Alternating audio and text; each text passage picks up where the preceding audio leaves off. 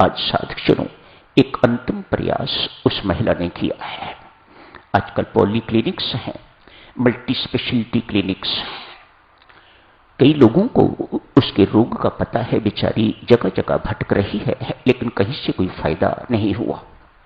आज ऐसी क्लिनिक में गई है, डॉक्टरों का एक पैनल बैठा हुआ है, उसमें न्यूरोलॉजिस्ट भी हैं, साइकोलॉजिस्ट भी हैं, साइकेट्रिस्ट भी हैं, जनरल मेडिसिन वाले भी हैं, इत्यादि इत्यादि पूरा बेंच बैठा हुआ है और इस देवी को एग्जामिन किया जा रहा है। एग्जामिन करने के बाद देवियों सज्जनों, जो उन्होंने निष्कर्ष निकाला, जो उनकी डायग्नोसिस है, वह देखिएगा। डायग्नोसिस ये है कि ये बड़ी बहन है, अपनी छोटी बहन से घृणा करती है, अतएव उसके प्रति क्रुद्ध व्यवहार, उसके प्रति द्वेष की भावना, मानो अनेक सारी अग्नियां अंदर जल रही हैं। हुआ क्या, जिससे ये प्रेम करती थी और विवाह करना चाहती थी, उससे छोटी का विवाह हो गया। ये बात ये सहन नहीं कर पाई, ये बात ये स्वीकार नहीं कर पाई। बड़ी बहन है, इसलिए जब कभी मिलन होता है तो ऊपर ऊपर से तो प्यार जताती है, लेकिन अंदर से जैसे बम का गोला हो, कैसे ना किसी ढंग से मैं इसकी जान ले लूं, मार डालूं इसे।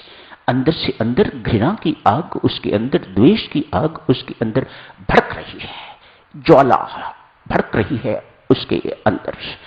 ये डायग्नोसिस इन्होंने, डॉक्टरों ने दी थी। कहा, देवी इस रोग का इलाज हमारे पास नहीं है, मेहरबानी करके किसी संत महात्मा की चरण शरण में जाओ, वह तेरा इलाज करेगा। ऐसा ही हुआ। संबंध तो पहले भी था, लेकिन कभी संत के सामने, कभी वहां के जो आचार्य हैं उनके सामने अपना मुख नहीं खोला। आती रही हैं, जाती रही हैं, लेकिन कभी दिल खोल के बात नहीं की। हिम्मत नहीं पड़ी, क्योंकि आत्महत्या के प्रयास भी कर चुकी हुई थी। जाप में मन नहीं लगा, सत्संगति से जो कुछ भी सुनती उसको फॉलो नहीं कर पाती, तो किस मुख से संत के सामने जाए। अतएव बिल्कुल कभी नहीं गई। आज मत की है। डॉक्टरों के कहने पर आज संत महात्मा की चरण शरण में गई है। जाके अपनी व्यथा सुनाई। थोड़ी सुनानी पड़ी, अधिक सुनाने की जरूरत नहीं थी। थोड़ी सी बात से, उसके चेहरे से, उसका चेहरा, उसका व्यवहार, उसका सब कुछ इट स्पीक्स। कुछ सुनने की जरूरत नहीं, मानो बिना बोले ही सब कुछ समझा जा सकता था कि इस बेचारी को क्या रोग लगा हुआ है। खटखट करता है शरीर। 30 वर्ष की आयु की महिला, अनमैरिड हो तो अच्छी सेहत होनी चाहिए, अच्छे घराने की लड़की, खाने पीने की किसी प्रकार की कोई कमी नहीं थी वहां पर, लेकिन अपने दौर्बल्य के कारण, अपनी गलतियों के कारण अपनी ये दुर्दशा उसने कर ली हुई थी। अनेक वर्ष इस दुर्दशा में बीत गए। आज संत ने इतना ही कहा, बेटा एक बात पूछो, क्या तुम्हें सत्संग में आते हुए ये बात अनेक बार दोहराई जा रही है, याद नहीं? संयोग वियोग जन्म मरण, ये सब परमात्मा के अधीन है। क्या तुम्हें इस पर विश्वास है कि नहीं? हाँ, विश्वास है। फिर ईर्ष्या किस बात की? क्या अन्याय हुआ है तेरे साथ? यदि तेरे साथ इसका विवाह होना लिखा गया था, विधाता ने तेरे साथ लिखा हुआ होता तो तेरे साथ विवाह हो गया होता।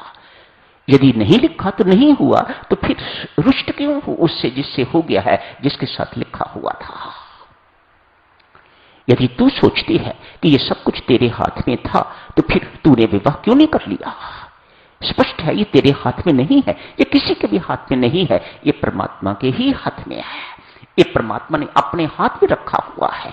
यश अपयश देना, मान अपमान देना, ये सब परमात्मा ने अपने हाथ में रखा हुआ है। संयोग वियोग सब अपने हाथ में। सफलता असफलता, किस कर्म का कितना फल देना है, कहां देना है, इत्यादि इत्यादि कैसा देना है, इस परमात्मा के सिवा और कोई नहीं जानने वाला। ये सब कुछ परमात्मा ने अपने हाथ रखा हुआ है।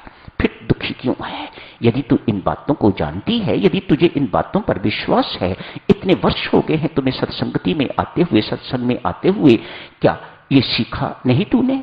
फिर यदि सीखा है तो फिर ये क्रुद्ध चेहरा क्यों, ये ईर्ष्यालु व्यवहार क्यों, तेरा आचरण फिर इस प्रकार का क्यों, फिर कुड़कुड़ किस बात की कर रही हो, फिर ये रोग को क्यों अपने सिर पर रखे हुए हो, क्यों ये बोझ अपनी जिंदगी में उठाए हुए हो? खत्म करो इसे। आज घर जाके यहीं से शुरू करो। मेरे सामने परमात्मा के आगे मस्तक नवा के अपने सिर को परमात्मा के श्री चरणों पर रखकर परमात्मा से क्षमा मांगो। देवी, मैं तुम्हें आश्वासन देता हूं, यदि परमात्मा ने तुम्हें क्षमा, यदि तुमने परमात्मा से क्षमा मांगी तो परमात्मा तुम्हें बल देगा अपनी बहन को क्षमा करने का। तू मेरे से वायदा कर, घर जाके अपनी बहन को क्षमा कर देगी।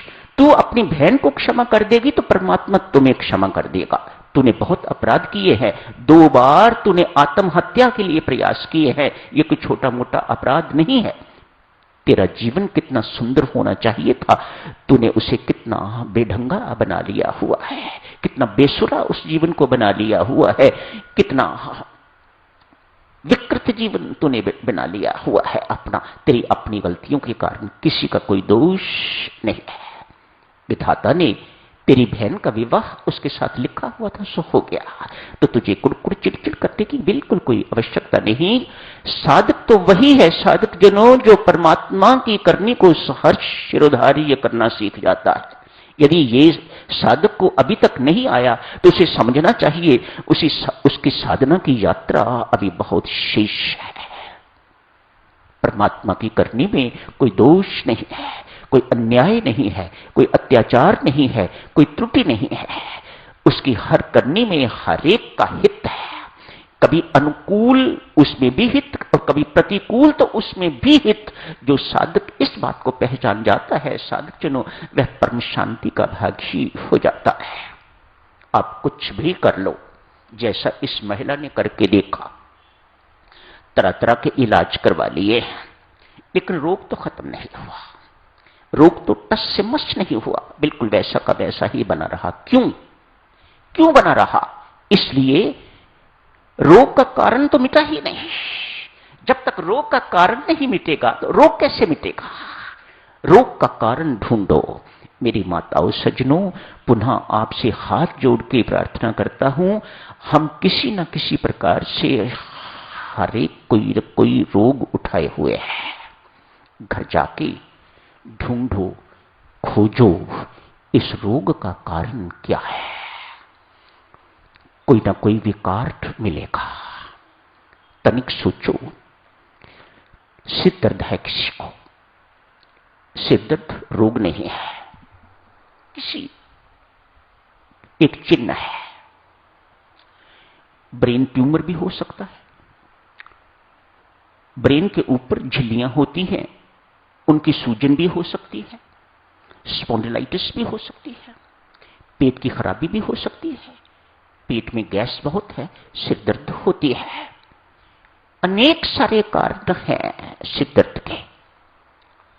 आप माइग्रेन कारण है सिर दर्द का, आप पेन किलर लेते हो, आपकी सिर दर्द ठीक हो जाती है थोड़े समय के लिए, शाम को फिर लेनी पड़ती है, या अगले दिन फिर लेनी पड़ती है, या 2 दिन के बाद फिर लेनी पड़ती है। क्यों? अभी तक कारण नहीं पता चला। आप खोपड़ी का एक्सरे करवाते हो, साइनस का एक्सरे करवाते हो, न जाने क्या क्या करवाते हो, एमआरआई इत्यादि इत्यादि, इतना कुछ करवाने के बावजूद भी सब कुछ नॉर्मल निकलता है। दोष क्या है? आंखें ठीक नहीं, आंखों के मसल कमजोर हैं, कन्वर्जेंस इनसफिशिएंसी है, आंखें पूरी तरह से कन्वर्ज नहीं कर पाती, इसलिए हेडेक होती है। 1 मिनट लगता है, पता लगा, उसके बाद 1 सप्ताह की एक्सरसाइज और सिर दर्द कभी होती नहीं है। क्यों? कारण पता लग गया। जब तक देवियों सज्जनों रोग का कारण नहीं पता लगेगा, तब तक रोग बने रहेंगे। हमारे सबके रोग लगभग इसी प्रकार के हैं। हम ऊपर ऊपर से इलाज करवा रहे हैं, लेकिन रोग टस से मस नहीं होते। रोग वैसे के वैसे ही बने हुए हैं। क्यों? हमने कारण को नहीं निकाला। तो दिव्य सज्जनों, ईर्ष्या की चर्चा, द्वेष की चर्चा, अभिमान की चर्चा, विकारों की चर्चा यहीं समाप्त करने की इजाजत दीजिएगा। धन्यवाद।